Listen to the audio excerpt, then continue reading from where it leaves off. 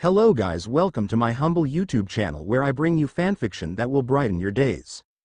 Before we start, a subscribe is greatly appreciated, and don't forget to leave a like and ring the bell icon so you won't miss exciting new fanfiction stories. Rimuru's journey for his beloved, Arifureta, from commonplace to world's strongest, by Sakura Arashi. Chapter 7 Change and Survival. Authors note the next income-image chapters are focused on Hajime's journey. I know you all want to see Rimuru, but this is needed. But don't worry, Rimuru's progression is calm img soon. Hope you understand, smiley face. Huh? Why? Why is that fireball heading my way? Hajime thought. Hajime placed his arms in front of him to protect himself from the incoming fireball. But the moment he was hit by the fireball, he got knocked off the bridge. As he falls into the abyss, he puts his hands out to try and grasp the dimming light. He fell unconscious when we fell to the ground. The sound of running water. A cool breeze brushed against his cheeks and caused him to tremble. There was a solid sensation in contact with his face, and a chill pierced his lower half of his body.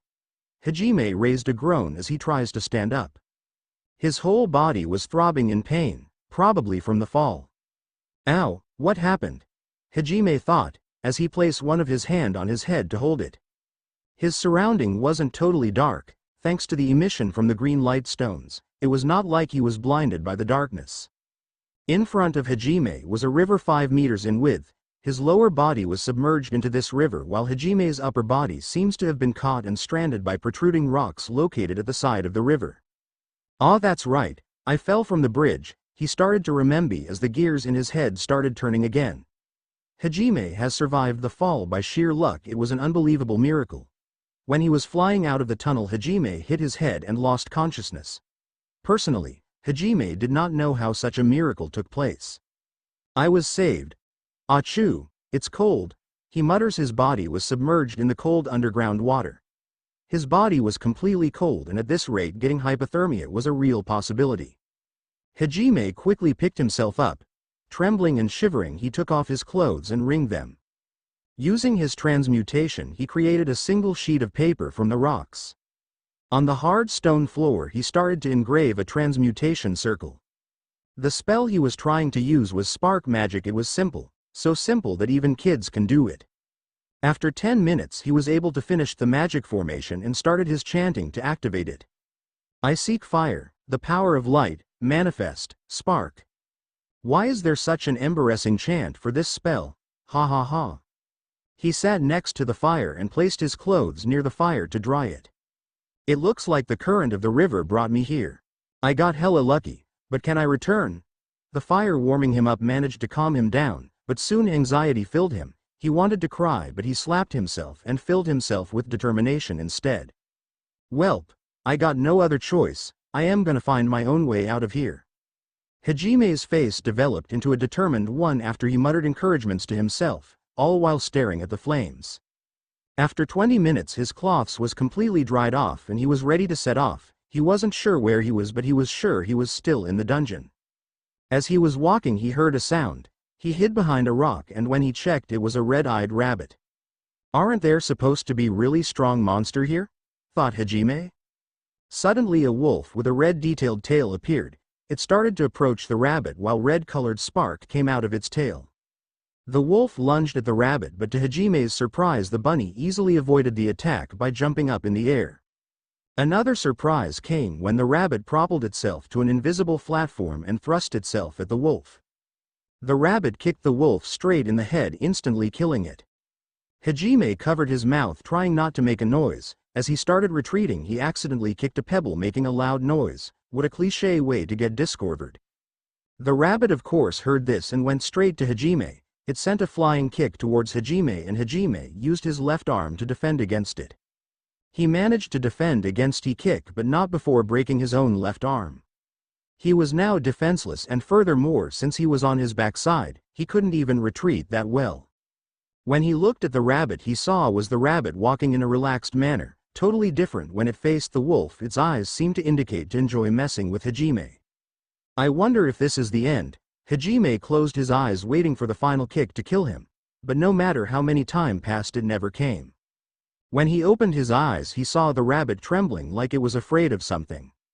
No, not like It really was afraid. Hajime tried to run for the right passage, but he caught sight of a new demon. Huge was the only word that popped up to his head. There standing was a 2-meter-tall beast covered in white fur with red eyes.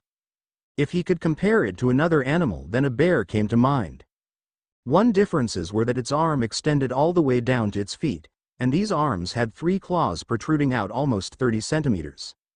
The bear was looking at both Hajime and the rabbit. It looked like it was choosing which prey to hunt. Both Hajime and the rabbit was frozen and could not move.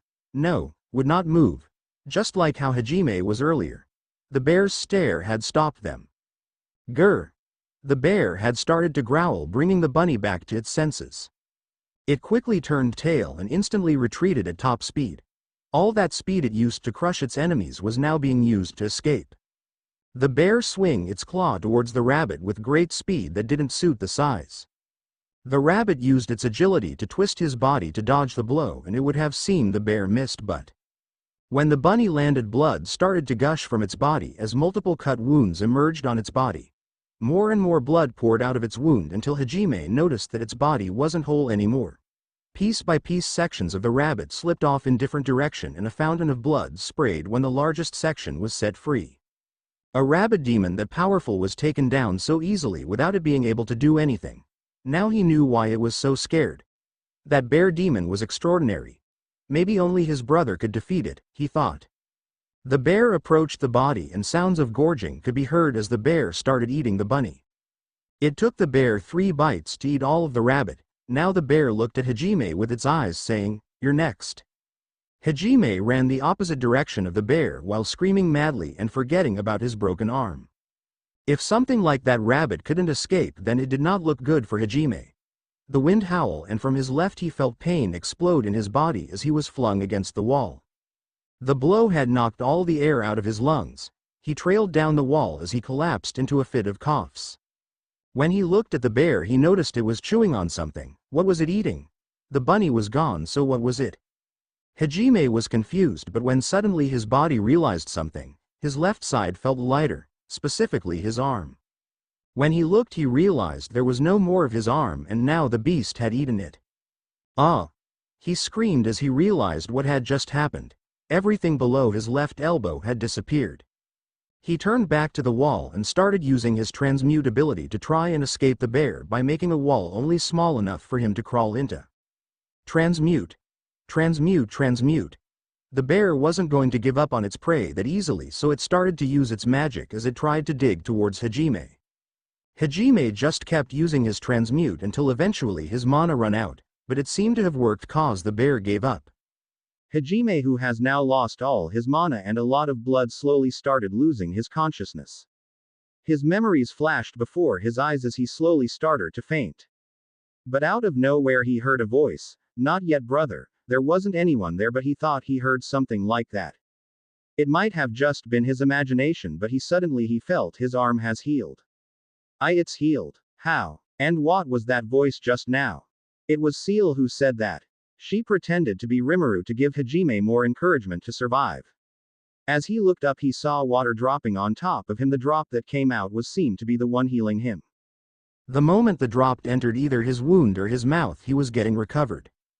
Hajime forced himself to use transmute, which he can again thanks to the drops of water, and when he did, he was a blue crystal the size of a soccer ball glowing.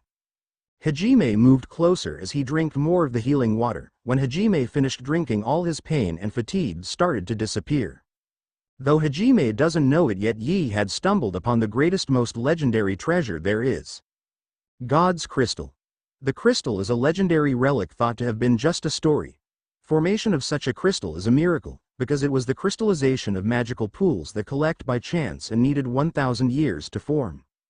Looking over it, the crystal was about 30 to 40 centimeters in diameter. After it has crystallized, it takes several hundred more years to saturate it to cause overflowing. That overflowing liquid is called sacred water, and when drank it could cure any injury or disease. Though it doesn't have the power to regenerate parts, and it is considered a fountain of youth if continuously taken.